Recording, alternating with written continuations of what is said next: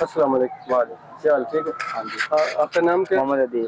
عدیل صاحب، چھوٹا سا سوال ہے ہمارا دین کے متعلق، اگر آپ کی اجازت ہو تو۔ ہاں جی، کریں سوال کچھ۔ جی، کہ جو جو ہے شراب کیوں حرام ہے؟ شراب اسلام میں حرام قرار دی گئی، حدیث میں بھی حرام ہے اور قرآن مجید میں بھی حرام ہے۔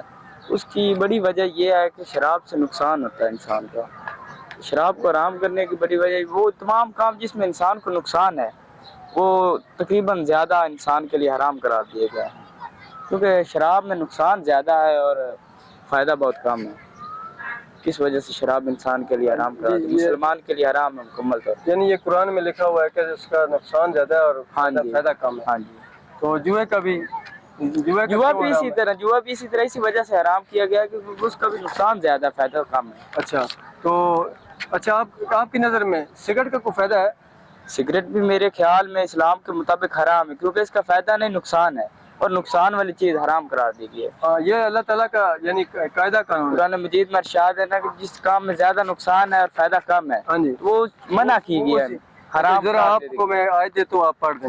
لوگ آپ سے شراب اور جوئے کا مسئلہ پوچھتے ہیں، آپ کہہ دیجئے کہ ان دونوں میں بہت بڑا گناہ ہے اور لوگوں کو اس سے دنیاوی فائدہ بھی ہوتا ہے، لیکن ان کا گناہ ان کے نفع سے بہت زیادہ ہے۔ لوگ آپ سے شراب اور جوئے کا مسئلہ پوچھتے ہیں تو آپ کہہ دیجئے کہ ان دونوں میں بہت بڑا گناہ ہے، یعنی گناہ بہت بڑا ہے اور لوگوں کو اس سے دنیاوی فائدہ بھی ہوتا ہے، لیکن نقصان زیادہ ہے اور فائدہ کم، نقصان زیادہ ہے۔ صحیح ہے، لیکن ان کا گناہ ان کے نفع سے بہت زیادہ ہے، بہت زیادہ ہے۔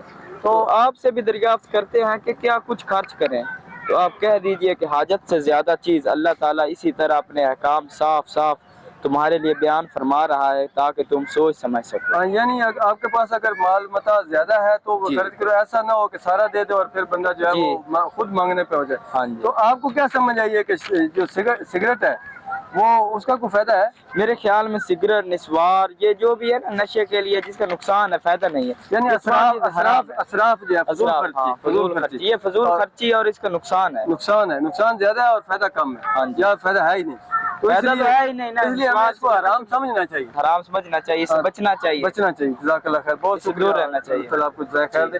تو بہت شکریہ، اللہ تعالیٰ آپ کو جزائے خیر دے۔